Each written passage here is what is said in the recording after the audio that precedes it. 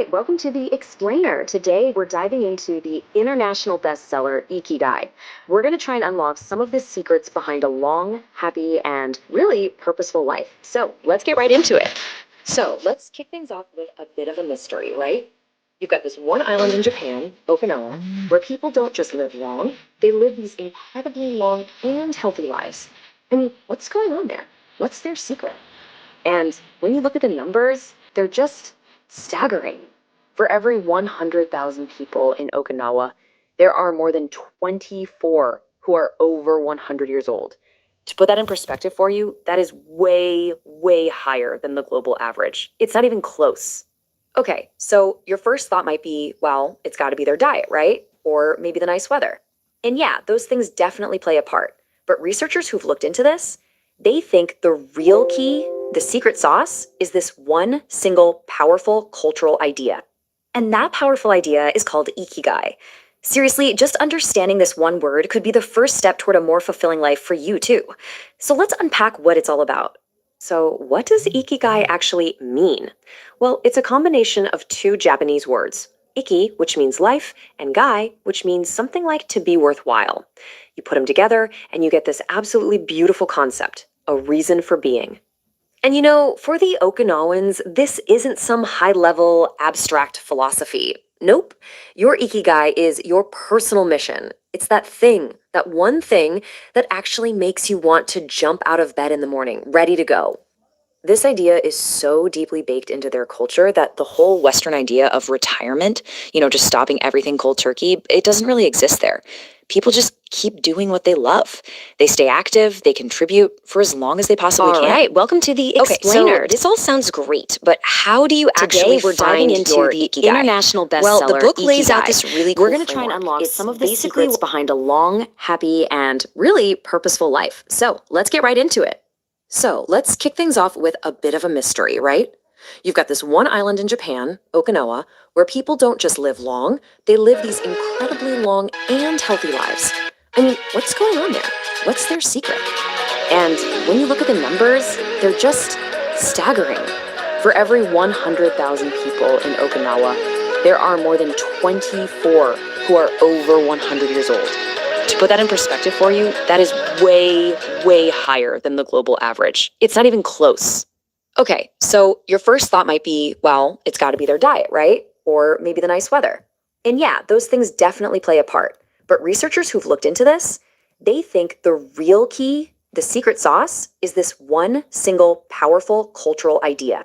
And that powerful idea is called Ikigai. Seriously, just understanding this one word could be the first step toward a more fulfilling life for you too. So let's unpack what it's all about. So what does Ikigai actually mean? Well, it's a combination of two Japanese words. Iki, which means life, and gai, which means something like to be worthwhile. You put them together and you get this absolutely beautiful concept, a reason for being. And you know, for the Okinawans, this isn't some high-level abstract philosophy. Nope. Your Ikigai is your personal mission. It's that thing, that one thing that actually makes you want to jump out of bed in the morning, ready to go. This idea is so deeply baked into their culture that the whole Western idea of retirement, just stopping everything cold turkey, it doesn't really exist there. People just keep doing what they love. They stay active, they contribute for as long as they possibly can.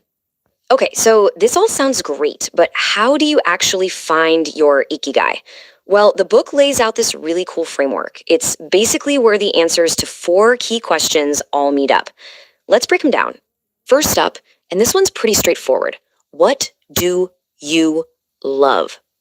I mean, what are the things you do where you just completely lose track of time? The stuff that brings you pure, simple joy. Okay, number 2, you gotta look outside yourself. What does the world need? And this doesn't have to be some huge world-changing thing. It could be something your neighborhood needs or a cause you really care about. What problem out there just pulls at you? Third, and this is the practical one, what can you get paid for? What skills do you have that someone would actually pay money for? You gotta be realistic here. And last but not least, what are you good at? And this is different from what you love, right? This is about your actual talents, the things you're naturally skilled at.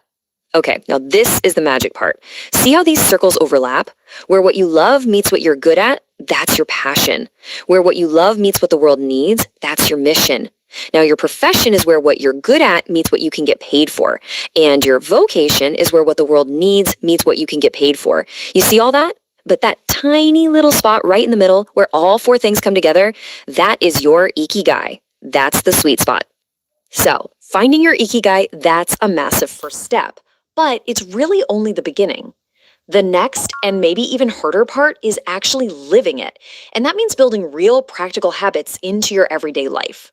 And what the book shows us is that the Okinawan lifestyle really rests on three main pillars. It's all about mindful health, deep connections with people, and holding on to that lifelong purpose. Let's talk about that first one, mindful health. One of their biggest secrets is a little saying, Hara Hachi Bu. It basically means stop eating when you're about 80% full. This isn't about some crazy diet. It's about just listening to your body and not overworking it. Turns out that constant overdigestion can actually age you faster. Pillar number 2 is all about deep connections. They have this amazing concept called a Moai. Think of it like your ultimate friend group, but for life. It's a small circle of people who are always there for each other, for everything. Emotional support, company, even helping out financially if needed. It's this incredible safety net of community. And that third pillar, lifelong purpose, really depends on managing stress. And this chart is fascinating. Think about it. Our cave-dwelling ancestors got stressed out by, a real threat like a saber-toothed tiger.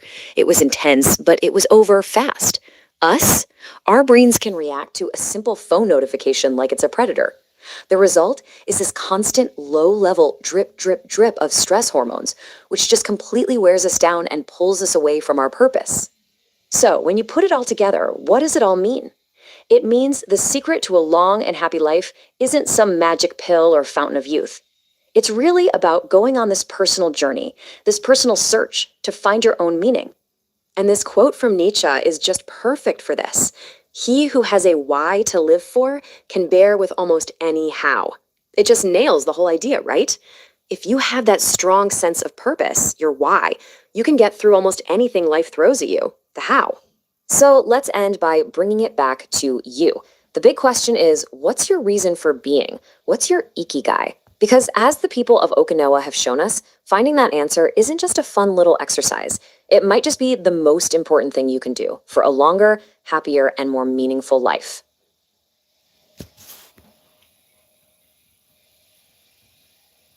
So I was digging through the notes for this deep dive, trying to find a specific translation, and I hit a wall. I was looking for the Japanese word for retire, in the way we use it, the gold watch, the condo, just checking out of the workforce for good. And you couldn't find it, could you? No, I found words for quitting a job or maybe leaving a company, but nothing that captures that whole Western ideal of I am done, now I sit on a beach. That's because it doesn't really exist, or at least not in the cultural DNA of Japan and the way we think about it. And that little linguistic gap is actually the perfect way into what we're talking about today. Which is Ikigai. Ikigai, exactly. It's a concept that's been sort of floating around for a while. You usually see it as a Venn diagram, but today we're actually doing a deep dive into the source material. We're looking at the book Ikigai, The Japanese Secret to a Long and Happy Life by Hector Garcia and Francesc Morel. And this is such a great text because these two authors, they didn't just sit at a desk and aggregate data. They actually went to the place they call the Village of Longevity. That's Ogimi, right, in Okinawa. Exactly. Ogimi. It's this rural village on the northern end of Okinawa. And the stats there are, well, they're just mind-bending. For every 100,000 inhabitants, they have about 24, maybe 25 people over the age of 100. Which, just for context, is so much higher than the global average. It's not even close. It's stratospheric. But what really struck me in the research wasn't just that they're alive. Modern medicine can keep people alive for a long time. Sure. It's that in Ogimi, you see 90-year-olds riding motorbikes. You see centenarians out gardening, dancing, organizing community events. They are not waiting to die. They are furiously living. And that's really the mission for this deep dive. I don't just want to know how to not die. I want to know how they maintain that vitality. And I want to know if we can actually steal their secrets without, moving to a subtropical island. Fair enough. And the good news is you don't have to move. The principles of Ikigai are portable. But they do require us to unlearn some pretty pretty deeply ingrained Western habits. Okay, so let's get into the nuts and bolts. The authors break this down into a few pillars: physical, social, and mental. I want to start with the physical because we have to talk about food. But looking at the research, it seems like how they eat is almost more important than what they eat. You're talking about Hara Hachi Bu. Hara Hachi Bu. It sounds like a magic spell. It's actually a very practical, ancient Confucian teaching. It's a phrase that a lot of Okinawan elders will say either before or after a meal, and it translates to fill your belly to 80%. Okay, I have to stop you right there because 80% full is a completely abstract concept to me. My stomach has two settings: hungry and why did I eat that entire pizza? Right. How on earth are you supposed to know when you hit 80%? That is the million-dollar question. The biological problem we all have is there's a lag time. When you eat, it takes about 20 minutes for your stomach to send the signal up to your brain that says, hey, we're good down here. So by the time I feel full, I've actually already gone past the mark. Precisely. If you stop when you feel full, you're probably at 110. Does that one thing matter so much for longevity? Is it just about not getting overweight? Oh, it's much deeper than weight. The source material gets right into the cellular biology here.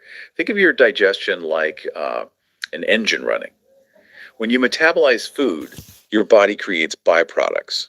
And one of those is free radicals. Right? Those are the bad guys. They are. They cause cellular oxidation. It's like your cells are literally rusting from the inside out. And when you stuff yourself, you are just flooding the engine with fuel, forcing it to work overtime, and you create way more of that rust. So chronic overeating is basically accelerating the breakdown of your body's machinery. That's a great way to put it, yeah. Okay, but knowing the science doesn't make it any easier to put the fork down. Did the authors find any, practical tricks? Because my willpower alone usually fails me around 7 p.m. They did. And it's a brilliant visual hack. If you go to a traditional meal in Japan, you won't get one giant dinner plate with a mountain of food on it. Right. You get a tray with 5 or 6 tiny little plates. Yeah, the little bowl for rice, the little dish for pickles, Yeah. a small piece of fish. Exactly. And this does two things. One, it looks like a feast. Your eyes tell your brain, wow, look at all this amazing variety. But the actual calorie count is much lower. And two, the act of just moving between plates, it slows you down. It buys you that 20-minute window for the signal to kick in. That's so clever. It's basically tricking your brain into moderation. So what's actually on those tiny plates? I was surprised. I always had this image of Japan being all about fish and white rice. But the research says the number one staple in Okinawa is the sweet potato. The purple sweet potato specifically. It's absolutely packed with nutrients. Mm-hmm. And yes, while they do eat fish, it's not an everyday thing, maybe 3 times a week. The diet is incredibly plant heavy. Tofu, lots of vegetables, about 11 ounces a day.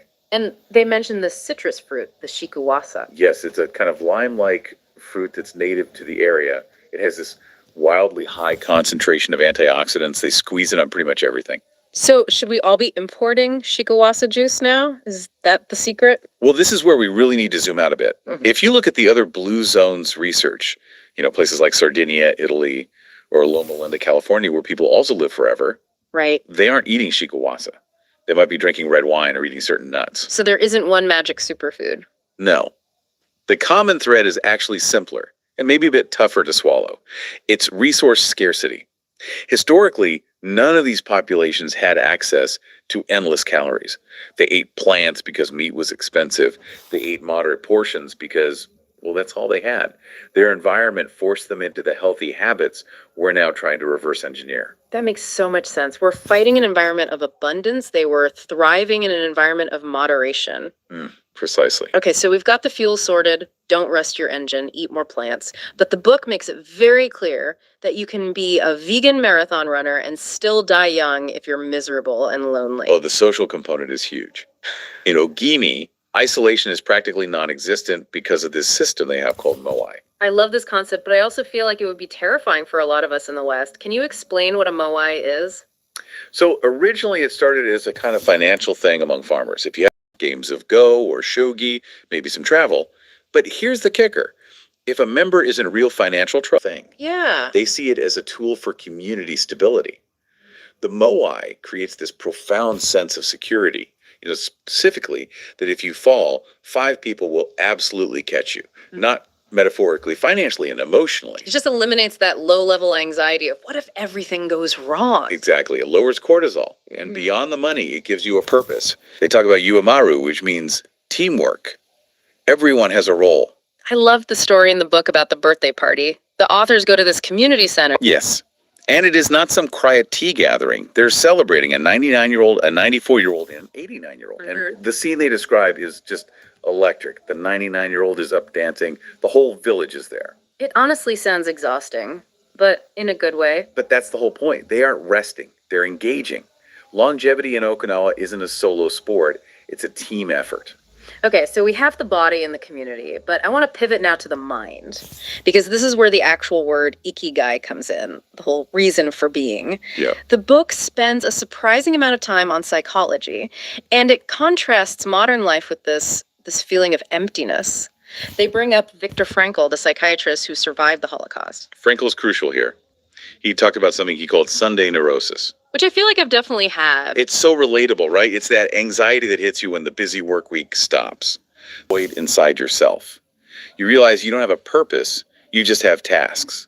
Oof. You don't have a purpose, you just have tasks. That hits hard. So how do we fix that? Frankl had logotherapy, right? Yes. And the main difference between Frankl and, say, Freud is the direction of the gaze. Freud and psychoanalysis tend to look backward, digging into your childhood, your traumas, analyzing why you are the way you are. Which can be helpful for sure. It can be. But Frankl says, look forward. Logotherapy is all about finding a meaning for your future. He famously said, he who has a why to live for can bear with almost anyhow. So if you have an ikigai, a purpose, you can survive the suffering of life. Precisely. But the book also introduces a uniquely Japanese therapy that I think is even more fascinating for us today. It's called Morita therapy. This was the one with the donkey, right? Yes. Showa Morita. His approach is almost the opposite of how we treat anxiety in the West. Yeah. If you go to a therapist here and say, I'm anxious, we often try to fix it. We try to control the feeling, analyze it, make it go away. Right. We just want to be happy. Morita says, stop trying. He uses this metaphor of a donkey tied to a post. The donkey is your emotion, your anxiety, your fear. If the donkey struggles to get free, it just gets more tangled in the rope. It starts to panic. So what's the alternative? You accept the rope. You accept that you are anxious. You don't try to change the feeling. But, and this is the absolute key, you do the action anyway. Action over emotion. Exactly. You might feel terrified or sad or completely unmotivated. Morita says, okay, acknowledge that. Now go chop the wood. Go paint the picture. You re-engage with the world through doing, not through thinking about your feelings. That feels so incredibly relevant to Ikigai. Because Ikigai isn't a feeling you wait around for, it's something you do. And that leads us directly to the concept of flow. Yes. Mihaly Csikszentmihalyi. I'm never sure if I'm pronouncing that right. You nailed it. And flow is that state where time just disappears. You're so locked into a task that your ego dissolves. You aren't you anymore. You are just the action. The book has some beautiful examples of this. They call them the Takumi, the artisans. The Takumis are the embodiment of flow. The authors visited this factory in Kumano where they make high-end makeup brushes. And they watched a woman whose only job was just sorting bristles. Which sounds like the most boring job on earth. You would think. But they watched her. She was sorting bristles with scissors and a comb. He was such a fan of Japanese pottery. Oh, he was obsessed. Yeah. He visited a potter named Yukio Shakanaga in Kyoto. This guy didn't just buy clay. He'd go into the mountains and dig it up himself. He would purify it. That level of authenticity, that Takumi spirit, it just deeply resonated with Jobs. And the book says Jobs bought a few cups, but then came back multiple times asking for a new style. He was chasing that excellence. Yeah. He saw someone who had found their ikigai in a simple lump of clay. But here's where I struggle, and I think some of you listening might too. We aren't Steve Jobs. We aren't master potters. We're not Studio Ghibli animators like Hayao Miyazaki, who, by the way, sounds like a complete workaholic. Miyazaki is a special case. He retires, and then the very next day he goes back to the studio to draw because he literally cannot stop. Yeah. That is his flow. But for the rest of us, I have emails to answer, I have laundry to fold, I have a commute. These things do not feel like flow. They feel like drudgery. How does Ikigai apply to a spreadsheet? This is where the concept of microflow comes in. And it is a total of your own complexity. The book mentions Bill Gates. Bill Gates washes his own dishes, right? He does. Every single night. Now, he could hire an army of people to wash his dishes, but he says he enjoys the process. He has a system, the order of the plates, the way the forks go in. He creates a little set of rules for himself, and then he tries to execute them perfectly. So he basically gamifies it. Exactly. Or look at the elevator operator in the book. Her job is just pushing a button. up, down. But she turned it into a performance, a specific graceful sequence of movements, almost like a geisha ceremony. She found excellence in the repetition. So if I'm folding laundry, instead of just rushing to get it done while I'm watching Netflix, I should focus on folding every single shirt perfectly symmetrically. Yes, it sounds minor, but what you're doing is you're training your brain to focus. You are taking control of the task rather than letting the task control you. You turn a chore into a craft. That is the essence of Ikigai in daily life. It's really about presence. It is. We're getting near the end here, and I want to try to synthesize all this. We've got the food, the friends, the mindset, and we have that famous Venn diagram. Right. For those of you listening, just visualize 4 circles. Circle 1, what you love. Okay. Circle 2, what you are good at. Circle 3, what the world needs. And circle 4, what you can be paid for. And that little sweet spot in the middle where they all overlap is Ikigai. Yes. But a lot of people get stressed out looking at that diagram. They think, oh no, I haven't found the one magical job that does all 4 things. I certainly haven't. And that's okay. The lesson from Ogimi isn't that you need the one perfect job. It's that you need a balance. Maybe your job pays the bills, that's circle 4. But your moai and your hobbies cover what you love, circle 1. You piece your Ikigai together. The book also touches on this idea of resilience with a rabbit analogy. It's a little bit sci-fi. It is. It's the concept of escape velocity. So imagine a rabbit is holding a sign with the date of your death on it, and it's walking ahead of you. Every year that passes, you get a little closer to the rabbit. That's grim. But technology and medicine are helping the rabbit walk faster. They're pushing that date back. The goal is to stay healthy enough mentally and physically to catch that next wave of medical breakthroughs. So we're chasing the rabbit. We are.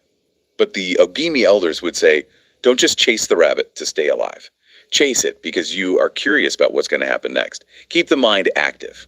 That curiosity is what slows down neuronal aging. So putting it all together, Ikigai isn't a destination. It's not a trophy you get at the end of a career. No, it's the fuel. It's the realization that life isn't a problem to be solved. It's a reality to be experienced. It's balancing the Hara Hachi Bu, the physical discipline, with the Moai, social connection, and the flow, mental engagement. And realizing that there's no word for retire because maybe you never want to stop contributing. Exactly. So here's my challenge to you, the listener, and to myself, honestly. Tomorrow, try to find just one moment of microflow. Pick one boring thing, brushing your teeth, writing a status report, walking the dog, and do it with absolute focus. Try to do it beautifully. See if you can turn the mundane into the meaningful. That's a perfect place to start. And I'll leave you with a thought from the Ogimi Declaration. It's on a plaque in the village. It reads, "At 80, I'm still a child. When I come to see you at 90, send me away to wait until I'm 100. Send me away to wait. I love that attitude. It just What's my implies there's purpose? still so much left to do. I mean, it is a There always huge, is. kind of Thanks for overwhelming diving in with question, us. isn't Go it? find your reason to But jump what out if the of bed. answer isn't some grand, complicated secret? Today, we're going to break down how to find your life's purpose in a way that's actually practical, achievable, and, well, maybe a lot simpler than you think. So, let's just start with a question that I bet has crossed your mind at some point. You're going through the motions of your day, your week, and that little quiet thought just pops into your head. Is this it? If you've ever felt that, you're in exactly the right place. We're going to dig into that together. Okay, let's dive right in by completely rethinking what life purpose even means. I mean, that phrase alone feels so heavy, doesn't it? Like it's something you have to go on a massive quest for. But we're about to strip away all that pressure and get to what it's really about. You know, this slide really gets to the heart of the problem. On the left, you've got the myth that trips so many of us up. This idea that purpose is some epic, world-changing calling only for a special few. But the reality, over on the right, it's so much more accessible. It's just an intention, a resolve. It's an active choice you get to make. And you know what's funny? When you actually look at the dictionary definition, all the drama just melts away. An intention, a resolution, a determination. See how powerful and active those words are? They put you in the driver's seat. It shows that purpose isn't something you just wait around for, hoping it strikes you like lightning. It's a commitment you make to yourself. So if it's not some huge external quest, then where do you even start looking? And this is the best part. You don't have to go searching for it at all. The clues are already right there, inside you. Yeah, and this quote just hits the nail on the head. What I love about this is how reassuring it is. Your purpose is never going to be something you hate or something you're bad at. It's not some kind of burden you have to carry. No, it's a natural extension of who you already are, using the very things that make you, well, you. So how do we start seem to come naturally to you? What activities do you get completely lost in? And what causes in the world really, truly matter to you? All right, so this brings us to a really practical toolkit for uncovering those clues. We're officially shifting from the what to the how. This is a simple but super powerful framework that's going to help you gather all that raw data about yourself. So here it is, the whole process laid out. The suggestion is simple. Just start making lists. No pressure. For each of these categories, just start jotting things down. What topics light you up?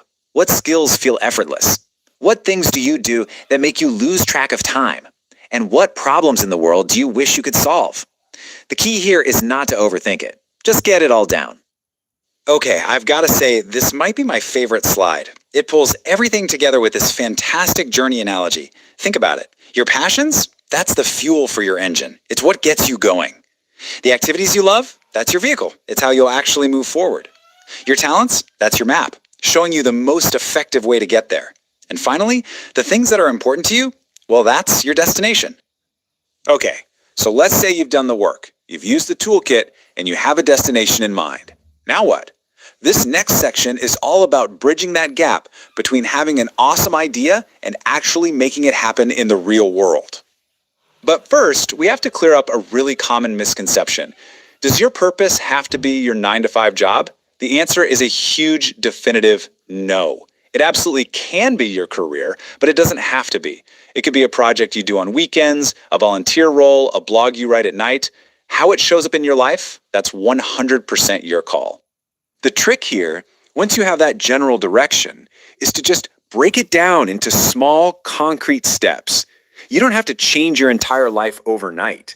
As this path shows, maybe the very first step is just signing up for an online class, or building a super simple website, or maybe just sending one email to someone who's already doing what you want to do. The whole point is just to get the ball rolling.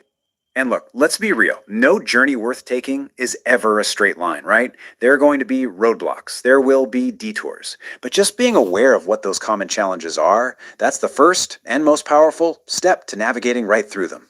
So take a look at these. Do any of them feel a little familiar? Fear of change, self-doubt, worrying about money. These are all so completely normal. The important thing to remember is that running into these doesn't mean you're on the wrong path. It just means you're human. The goal isn't to have a perfectly clear road. It's to learn how to handle the bumps when they show up. All right, this brings us to our final big idea. And honestly, this might be the most powerful mindset shift of all. It's about reframing your purpose from something you're trying to get for yourself to a gift that you're trying to give to others. I just love this quote from Emily Dickinson. It captures the heart of this shift so perfectly. Because a funny thing happens when people really start living their purpose. They find that their greatest joy doesn't come from what they get, but from what they're able to give. Because that's what it all comes down to, right? Your purpose is your unique gift to the world. It's that one-of-a-kind blend of what you love, what you're good at, and what you care about.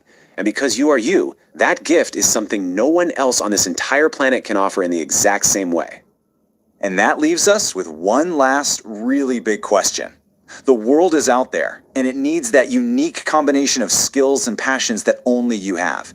The people who need what you can offer are waiting. So, what are you going to do?